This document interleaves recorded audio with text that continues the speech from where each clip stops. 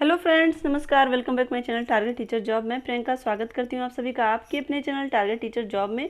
दोस्तों, आज हम बीएड प्रथम वर्ष द्वितीय प्रश्न पत्र बचपन एवं विकास के विषय में पढ़ेंगे और ये है आपका लेक्चर नंबर 19।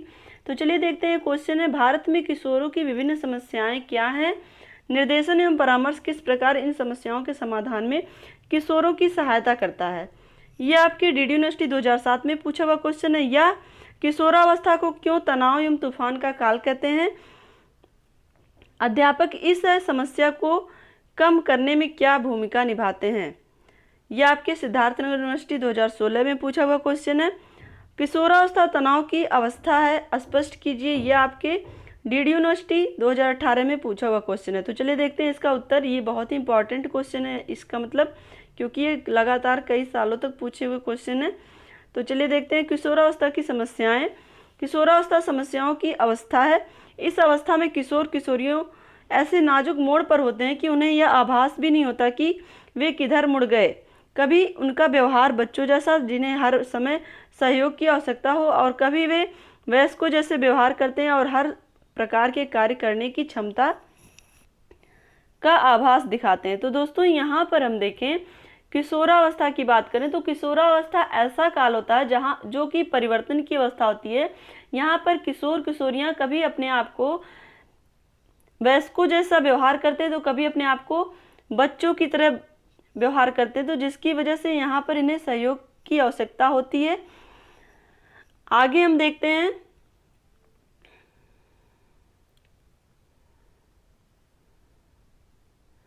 उनके संवेगों में इतनी अधिक तीव्रता होती है कि वे निरंतर परिवर्तित होते रहते हैं, जिसका प्रभाव किशोर किशोरियों पर देखा जा सकता है। दोस्तों, ये इनका जो इमोशन होता है इतना जल्दी बदलता रहता है कि एक तरह से कभी वो बहुत ही ज़्यादा एक्साइटेड दिखेंगे तो कभी बहुत ही ज़्यादा डिसअपॉइंटेड।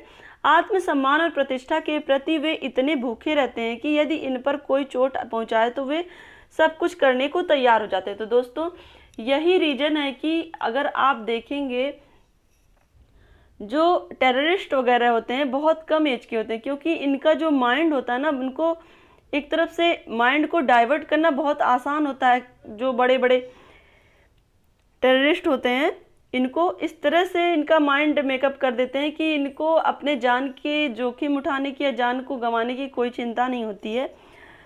स्टैनले हॉल ने किशोरावस्था को तनाव एवं तूफान का काल माना है और कहा कि किशोरावस्था में बड़ी उलझन रहती है। यह एक तीव्र विकास का काल है तथा अटपटी एवं समस्यात्मक अवस्था। तो दोस्तों, इस स्टैनले हॉल का ये स्टेटमेंट कि किशोरावस्था तनाव एवं तूफान का काल है, ये अक्सर पूछा जाता है। अगर लार्ज में नहीं पूछेगा आपसे तो शॉर्ट में ये स्टेटमेंट करके आपको दे देगा और आपको इसकी डिटेल करनी रहेगी। तो आगे हम देखते हैं। हमारा भारतीय समाज किशोरों पर उत्तरदायित्व तो डाल देता है परंतु उन्हें अधिकार नहीं देता, इसलिए मनोवैज्ञानिकों ने इस अवस्था को समस्या की अवस्था कहा। दोस्तों, अगर हम बात करें उत्तरदायित्व की तो किशोरावस्था में उत्तरदायित्व तो दिया जाता है, लेकिन उन्हें अधिकार नहीं दिया जाता। किसी भी कार्य को सही ढंग से करने के लिए जो अथॉरिटी होती है वो नहीं दी जाती है। तो कहीं ना कहीं उनके अंदर एक कुंठा रहती है कि अब वो बड़े हो गए, उनको ये चीज़ें क्यों नहीं। तो एक तरह से कभी कभी इसी वजह से विद्रोह की भावना भी उनके अंदर जागृत हो जाती है, किंतु कुछ समस्याएं उन्हें समान भी होती हैं। यहाँ पर हम देखेंगे, इन समस्याओं का अगर तत्काल समाधान नहीं किया जाए तो उनका विकास अवरुद्ध हो जाता। तो कभी कभी वो कुंठा के शिकार हो जाते हैं, उनका जो विकास है वो रुक जाता है अगर उनकी जो अपनी व्यक्तिगत समस्याएं हैं वो अगर दूर नहीं की गई। अतः मनोवैज्ञानिकों ने किशोर मन की समस्याओं को निम्न बिंदुओं के माध्यम से जानने का प्रयास किया। तो चलिए देखते हैं। नंबर 1 है शारीरिक समस्याएं। शारीरिक विकास के साथ ही किशोरावस्था में अनेक परिवर्तन प्रारंभ हो जाते हैं। किशोर के मन में शारीरिक परिवर्तन से संबंधित जो समस्याएं उत्पन्न होती हैं उन संदर्भ में अपने बड़ों की सलाह लेना उचित नहीं समझते। तो दोस्तों, कहीं ना कहीं उनके अंदर एक हेजिटेशन रहता है। तो इस तरह से अगर बड़े आगे आकर ही, चाहे वो उनके गुरुजन हो या फिर उनके पेरेंट्स हो, अगर आकर आगे उनसे अगर वो लग रहा है कि किसी समस्या में है तो उनसे बैठ करके शांत मन से बातचीत करें तो शायद वो अपनी समस्याओं को उनसे शेयर करें। लेकिन ऐसा बहुत कम होता है, जिस वजह से उनके लिए समस्याएं बनी रहती हैं। मुख्य रूप से जनन इंद्रियों के संदर्भ में होने वाले परिवर्तन ना तो उन्हें घर में कुछ बताया जाता और ना ही विद्यालय में। दोस्तों क्या होता है, जब उनके अंदर शारीरिक परिवर्तन होते हैं तो कहीं ना कहीं हमारा जो एक तरह से वातावरण रहा है, आज भी हमारे समाज में इन सब मैटर पे कोई खुल के बात नहीं करता, जिसकी वजह से किशोर और किशोरियों में विद्यालय में भी इस तरह की बातें नहीं होती और चूंकि घर में भी इस तरह की बातें नहीं होती तो इस वजह से वो अपने आप को बहुत ही असहज महसूस करते हैं। वे इन विकासात्मक परिवर्तनों के साथ सामंजस्य नहीं बना पाता और समाज विरोधी कार्य कर बैठता है तथा समाज की आलोचनाएं झेलनी पड़ती हैं। ये हो गया शारीरिक परिवर्तन से संबंधित। अब हम देखते हैं सामाजिक समस्याएं क्या हैं। इस अवस्था में किशोर किशोरियों की सामाजिक स्थिति बदल जाती है। अधिकारों की दृष्टि से उन्हें बच्चा समझा जाता है। ऐसी स्थिति में किशोर उलझन में पड़ जाता है कि आखिर समाज में और परिवार में उनकी क्या स्थिति है। क्या इसका मुख्य कारण यह है कि परिवार तथा विद्यालय दोनों स्थान पर माता पिता और अध्यापक उनकी भावनाओं को समझने का प्रयत्न नहीं करते। दोस्तों जहाँ पर उत्तरदायित्व की बात होती है वहाँ पर इन्हें बड़ा समझा जाता है, लेकिन जहाँ पर अधिकार की बात होती है वहाँ पर इन्हें छोटा समझा जाता है। यही रीजन है कि चाहे वो परिवार में हो या विद्यालय में हो तो उनको एक हेजिटेशन सा होता है अपनी बात को रखने में कि क्या हम बड़े हैं या फिर छोटे हैं। तो कहीं ना कहीं ये सारी समस्याएं आती हैं उनके साथ और उनके माता पिता और अध्यापक भी उनकी इस भावनाओं को समझ नहीं पाते हैं, उसे अनायास फटकार लगाते हैं और वह विद्रोही हो जाता है। इस नई परिस्थिति में हो रहे परिवर्तनों के बीच वह अपने को असहाय महसूस करता है और वह निर्णय नहीं कर पाता है कि वह वास्तव में बच्चा है या अथवा बड़ा है। तो दोस्तों इस तरह का जो उसके सामने या किशोर या किशोरी के सामने जो प्रश्न आता है कि क्या वह बड़ा है कि बच्चा है, क्योंकि जहाँ उत्तरदायित्व की बात है उसे उत्तरदायित्व दिया जा रहा है कि तुम्हें ये काम करना है, लेकिन जहाँ पे उसके अधिकार की बात आती है तो अभी तुम छोटे हो। बड़े लोग उसके साथ इस तरह का व्यवहार करते हैं कि अभी तुम छोटे हो, तुम ये काम नहीं कर सकते हो, तुम्हारा ये काम नहीं है या ये तुम्हारा अधिकार नहीं है। तो कहीं ना कहीं बड़े लोग उसको इस तरह से ट्रीट करते हैं। कहीं ना कहीं ये बड़े लोगों की ही कमी है। अगर आप उसको उत्तरदायित्व दे रहे हो तो उसको बड़ा भी समझो, उसको अधिकार भी दो, फिर उसके अंदर विरोधी भावना नहीं आएगी। लेकिन अगर आप उसको बड़ा तो समझ रहे हो लेकिन उसको अधिकार नहीं दे रहे हो, उत्तरदायित्व तो दे रहे हो, तो इसका ये मतलब हुआ कि उसके अंदर कहीं ना कहीं वो समस्याएं क्रिएट होंगी कि वो बड़ा है कि छोटा है और उसके अंदर विरोधी भावनाएं भी उत्पन्न होंगी। तो दोस्तों ये समस्याएं होती हैं, सामाजिक समस्याएं जो किशोर और किशोरियों को झेलनी पड़ती हैं। नेक्स्ट हम चलते हैं 3 मानसिक समस्याएं। यह अवस्था संवेगात्मक अस्थिरता की अवस्था, संवेगात्मक अस्थिरता, जो उसके इमोशन होते हैं वो बदलते रहते हैं। कभी कभी किशोर मन असीम उमंग से भर जाता है तो कभी घोर निराशा से घिर जाता है। दोस्तों अगर हम बात करें किशोरावस्था की तो इस अवस्था में जो बालक या बालिकाएं हैं उन्हें अपने आज के युग की बात करें, आज वर्तमान समय की बात करें तो कहीं ना कहीं उन्हें अपने कैरियर को लेके भी चिंता होती है और साथ ही उनके शारीरिक परिवर्तन। तो ये सारी समस्याएं एक साथ उनको फेस करनी होती हैं। तो कहीं ना कहीं वो कभी कभी बहुत ज़्यादा एक्साइटेड हो जाते हैं किसी भी चीज़ को सीखने के लिए, किसी भी चीज़ को करने के लिए, और कभी कभी वो डिसअपॉइंटेड भी हो जाते हैं। इसका कारण यह है कि उनमें शारीरिक और मानसिक शक्ति का संचार इतनी तीव्रता से होता है कि वह समस्त कार्यों को एक बार में ही समाप्त करना चाहते हैं। कभी कभी अभिभावकों एवं अध्यापक के कठोर नियंत्रण भी किशोर के मानसिक अवस्था के लिए समस्या बन जाती है और किशोरावस्था में किशोर एवं किशोरियां आशा और निराशा की स्थिति में घुलते हुए पलायनबाजी और आक्रमणकारी बना देते हैं। तो यहाँ पर हम देखें दोस्तों क्या होता है कि कभी कभी जो किशोर या किशोरियों को जब उत्तरदायित्व दिया जाता है तो उनको अधिकार नहीं दिया जाता, और जब अधिकार दिया जाता तो उत्तरदायित्व नहीं दिया जाता। तो इस तरह की भावना से और कभी कभी अध्यापक और जो उनके अभिभावक यानी कि पेरेंट्स हैं वो उनके साथ कठोर नियंत्रण रखते हैं कहीं आने जाने पे या किसी कार्य को करने पे। तो उनके अंदर एक विद्रोही भावना आती है कि जब मैं बड़ा हो गया हूँ, मुझे उत्तरदायित्व सौंपा जा रहा है तो मुझे किसी भी तरह की फ्रीडम क्यों नहीं दी जा रही है, हमारे ऊपर नियंत्रण क्यों रखा जा रहा है। तो कहीं ना कहीं उनको ये लगता है कि लोग उनके ऊपर विश्वास नहीं करते, हम अपना कार्य उत्तरदायित्व सब कुछ निभा रहे हैं फिर भी हमारे ऊपर लोग विश्वास नहीं करते। तो एक तरह से उनके अंदर विरोधी भावना आती है उन अपने पेरेंट्स के प्रति या अपने गुरुजनों के प्रति।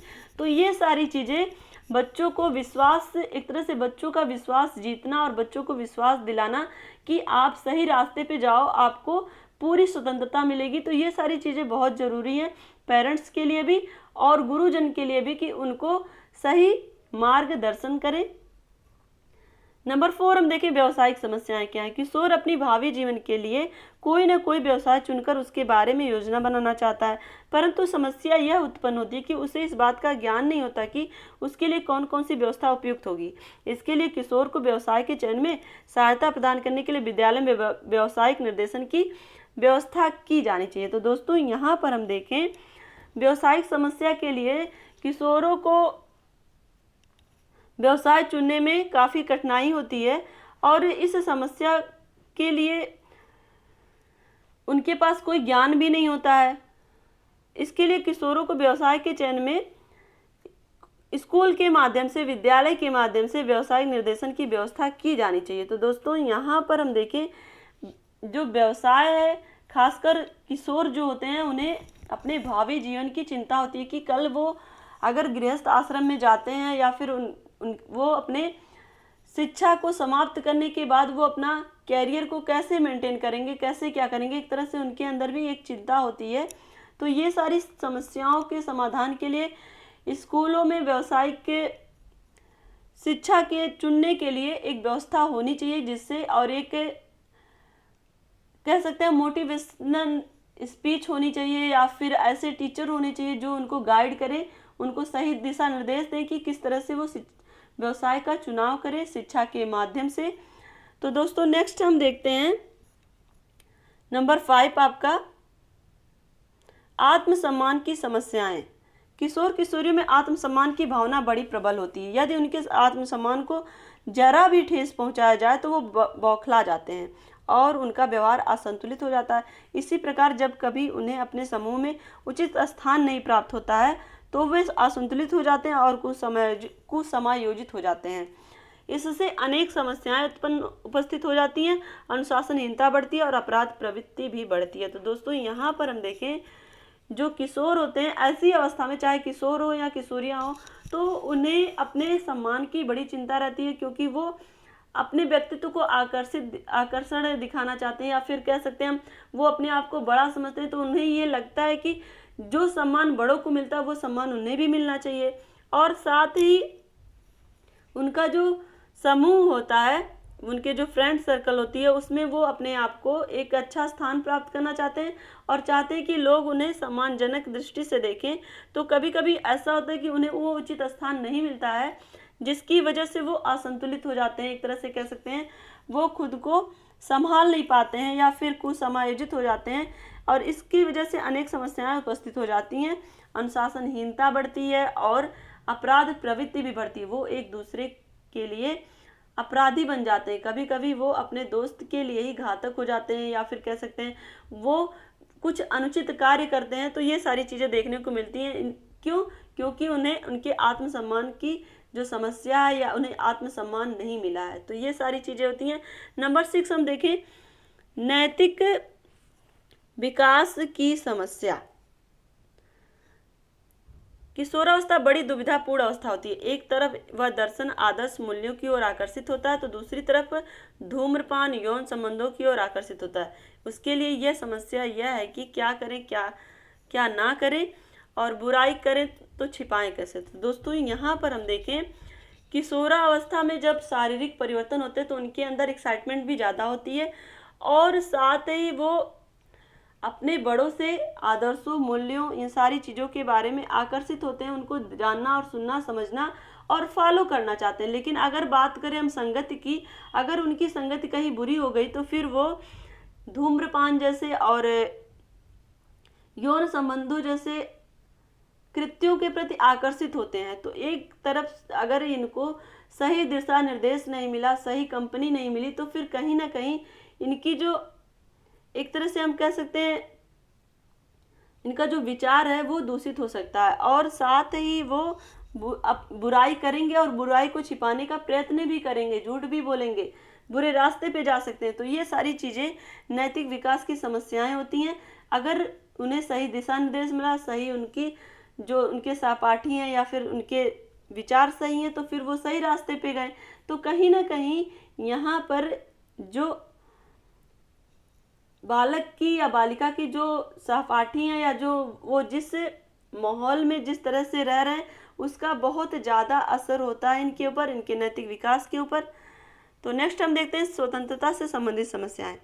किशोरावस्था में किशोर व किशोरी पूर्ण रूप से स्वतंत्र रहना चाहते हैं। वह परिवार, विद्यालय एवं समाज को किसी भी नियंत्रण में रहना पसंद नहीं करते हैं और अभिभावक का शिक्षक के सामने यह समस्या उत्पन्न होती है कि वो उन्हें स्वतंत्र कर देते हैं तो उनके गलत रास्ते पर जाने की संभावना बढ़ जाती है। तो दोस्तों यहाँ पर अगर हम बात करें किशोर और किशोरियों की स्वतंत्रता की, तो कभी कभी शिक्षक को या फिर माता पिता को ये डर होता है कि कहीं ऐसा ना हो हमारी फ्रीडम की वजह से ही जो उनके बच्चे हैं वो गलत रास्ते पे जाएं। तो एक तरह से वो कंट्रोल करने की कोशिश इसीलिए करते हैं कि वो गलत रास्ते पर ना जाएं। लेकिन दोस्तों यहाँ पर अगर मैं अपनी व्यक्तिगत राय बताऊं तो मैं ये कहूँगी कि स्वतंत्रता उन्हें देनी तो चाहिए, लेकिन ये हमेशा ध्यान रखना चाहिए कि उनकी संगति क्या है, वो किन लोगों से मिलते हैं, किस तरह के लोगों से उनका व्यवहार है, क्या वो अच्छे लोग हैं कि नहीं है। तो इन सब चीज़ों का एक पेरेंट्स को ध्यान रखना चाहिए। क्यों स्वतंत्रता तो जरूरी है, क्यों बिना स्वतंत्रता के वो उसका जो व्यक्तित्व है वो पूर्ण तरह से विकसित नहीं होगा, उसका सर्वांगीण विकास नहीं होगा, उसका जो विकास है वो अवरुद्ध हो जाएगा। तो कहने का तात्पर्य यह है कि आप अपने जो बच्चे उनको स्वतंत्रता दीजिए, लेकिन उनको एक नियंत्रण रेखा उनके लिए रखिए कि उस रेखा से वो बाहर ना जाएं। जो हमारे आदर्श हैं, जो हमारे मूल्य हैं, उसको वो फॉलो करें। तो यहाँ पर हम देखें पेरेंट्स को ये डर होता है कि स्वतंत्रता देने पर वो कहीं गलत रास्ते पर ना जाएं, और यदि वो नियंत्रण करते हैं तो विद्रोह की भावना या संभावना बढ़ जाती है। और यहाँ पर अगर देखें पेरेंट्स कहीं उनको कंट्रोल करते हैं तो कहीं वो विद्रोह, एक तरह से उनके अंदर विद्रोह की भावना ना आ जाए और वे प्राणों को अपनी स्वतंत्रता में बाधा समझते हैं। तो यहाँ पर कहीं ना कहीं किशोर या किशोरी जो भी होते हैं उन्हें ये लगता है कि जो हमारे बड़े हैं वो हमारे लिए रुकावट है, वो हमारी स्वतंत्रता के लिए रुकावट है। तो कहीं ना कहीं वो चाहते हैं कि उनके जो बड़े हैं वो उनको स्वतंत्रता दें। नंबर 8 हम देखिए यौन समस्या। किशोरावस्था में विषम लिंगी प्रेम की स्थिति आ जाती है, इसलिए बालक बालिकाओं में यौन होता है क्योंकि उनके लिए यौन शिक्षा का विकास एवं उनकी समस्याएं एक रहस्य के रूप में होती हैं। ऐसी स्थिति में किशोर की काम के संबंध में समुचित ज्ञान ऐसे व्यक्ति के सुनियोजित निर्देशन के माध्यम से मिलना चाहिए जिस पर उसका विश्वास हो। शिक्षक को चाहिए कि वह इस अवस्था में होने वाली हानियों से तथा उसे अवगत कराए तथा उनका मार्गदर्शन करे। दोस्तों ये बहुत ही ज़्यादा कहने का तात्पर्य है कि ऐसी अवस्था होती है जिसमें एक शिक्षक को, एक पेरेंट्स को अपने जो छात्र हैं, अपने जो बच्चे हैं, उनसे एज ए फ्रेंड व्यवहार रखना चाहिए, क्योंकि यहाँ पर उन्हें सही गलत तो बताना है, साथ ही साथ उनके जो परिवर्तन हो रहे हैं शारीरिक मानसिक, उन सब चीज़ों पे भी उनको डिटेल से बताना जरूरी है, तभी वो सही ढंग से समायोजित हो पाएंगे। नहीं तो फिर वो कहीं गलत रास्ते पे ना जाए, ये सारी चीज़ें ध्यान में रखनी चाहिए। और जो भी अगर वो गलत रास्ते पर जाने की सोच भी रही हैं तो उन्हें एक बार उन्हें गलत रास्ते पर जाने से जो भयंकर दुष्परिणाम होते हैं, चाहे वो शारीरिक रूप से या मानसिक रूप से या फिर सामाजिक रूप से, तो उन सब चीज़ों के बारे में उन्हें बताना चाहिए कि किस तरह से आप अपने व्यक्तित्व को, अपने चरित्र को उज्जवल बनाओगे। तो कहीं ना कहीं उन्हें वहाँ पर आदर्शों और मूल्यों की बातें और साथ ही महान जो महापुरुष हुए हैं उनके जो व्यक्तित्व है वो किस तरह से खुद को और कितनी कम उम्र में किस तरह से अपने आप को, अपनी जिम्मेदारियों से को समझना, ये सारी चीज़ें उनको अवगत करानी चाहिए।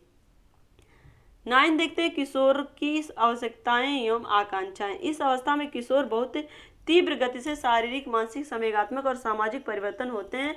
तो इस अवस्था में क्या होता है, किशोरों में शारीरिक, मानसिक, संवेगात्मक और सामाजिक परिवर्तन बहुत ही तीव्र गति से होते हैं, जिसका प्रभाव उनकी आवश्यकताओं और आकांक्षाओं पर पड़ता है। तो दोस्तों जैसे ही छात्रों में ये सारे परिवर्तन होते हैं तो उनकी आवश्यकताएं भी बढ़ जाती हैं और उनकी आकांक्षाएं यानी कि इच्छाएं भी बढ़ जाती हैं। जीवन के इस कठिन काल में आवश्यकताओं और आकांक्षाओं का रूप कभी कभी मिला जुला दिखाई पड़ता है। किशोरावस्था में वीर पूजा की भावना तेजी से विकसित होती है। किशोर किसी वीर, क्रांतिकारी, साहित्यकार, खिलाड़ी, वैज्ञानिक, फिल्मी सितारे आदि को अपना आदर्श व्यक्ति के रूप में ग्रहण करने के लिए उत्कीर्ण होते हैं।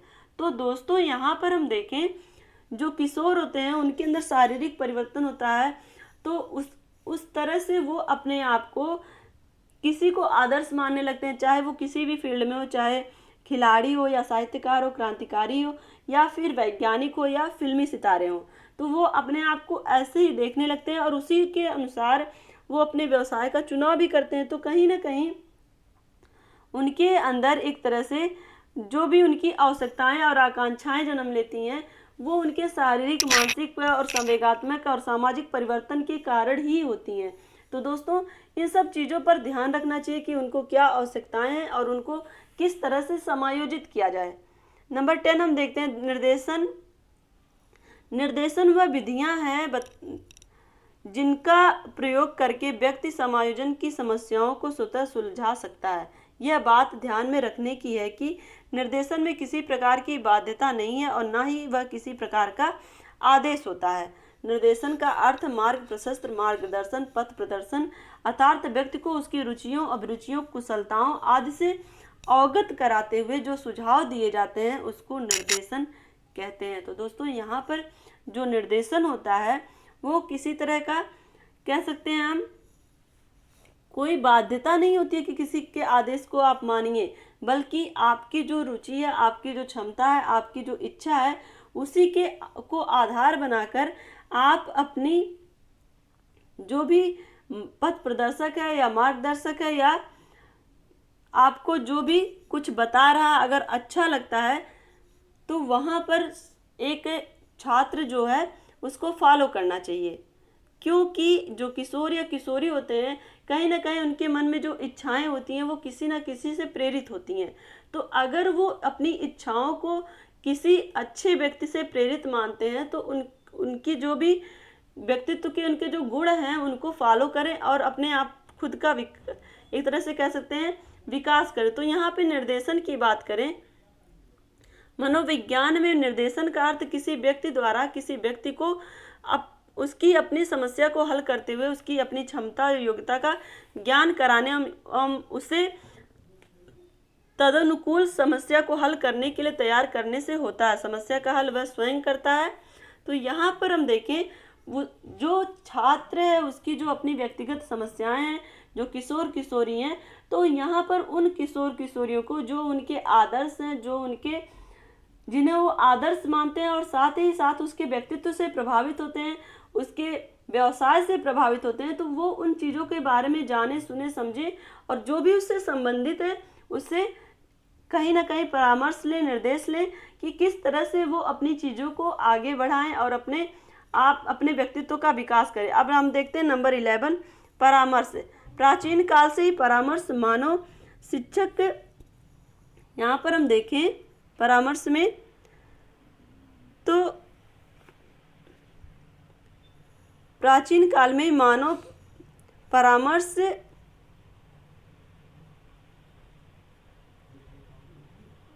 समाज में किसी न किसी रूप में विद्यमान है। परामर्श का अर्थ है राय, सलाह, मशवरा, पारस्परिक आदान प्रदान इत्यादि, पारस्परिक विचारों का आदान प्रदान। तो परामर्श का क्या मतलब है? किसी से सलाह लेना, मशवरा लेना या फिर पारस्परिक विचारों का आदान प्रदान।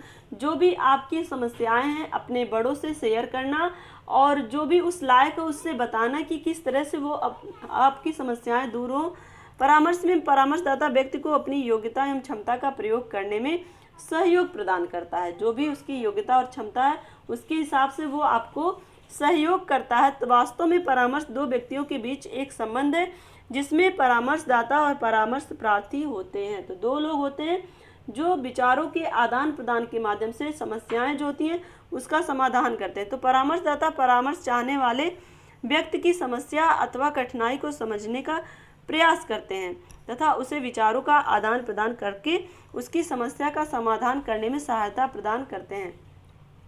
मनोवैज्ञानिक ढंग से प्रदान की जाने वाली सहायता ही परामर्श कहलाती है।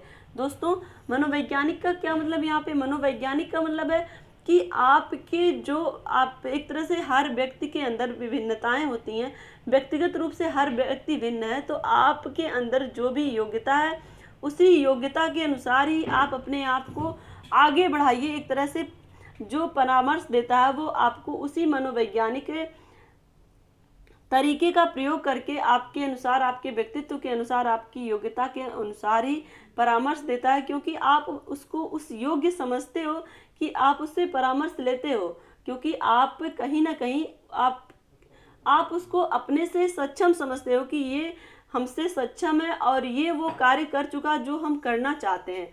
तो दोस्तों, परामर्श दाता परामर्श चाहने वाले व्यक्ति की समस्या अथवा कठिनाई को समझने का प्रयास करता है तथा उसे विचारों का आदान प्रदान करके उसकी समस्या का समाधान करने में सहायता प्रदान करता है। तो दोस्तों, आज के लिए बस इतना ही।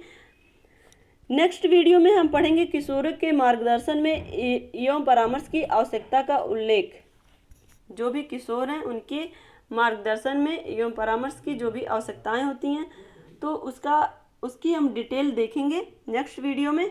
आज के लिए बस इतना ही। अगर ये वीडियो आपको अच्छी लगी हो तो एक लाइक करिएगा, अपने दोस्तों के साथ शेयर करिएगा और प्लीज़ चैनल को सब्सक्राइब करके बेल आइकन बटन को प्रेस कर दीजिएगा, जिससे हमारे सभी वीडियोज़ की नोटिफिकेशन आपको मिल सके। दोस्तों, इसी तरह से आप मेहनत करते रहिए, क्योंकि शिक्षा ही वो आपका अधिकार है जो आपको कहीं ना कहीं आगे लेकर जाएगी और आपके लिए एक उज्जवल मार्ग प्रशस्त करेगी और आप अपने जीवन में वो सारी आकांक्षाएं, वो सारी इच्छाएं पूर्ण कर पाएंगे शिक्षा के माध्यम से जो आपने सपने देखे हैं। तो दोस्तों, इसी तरह से पढ़ते रहिए, मस्त रहिए, खुश रहिए और अपने आप को स्वस्थ रखिए और अपनों का ध्यान रखिए, खुद का भी ध्यान रखिए।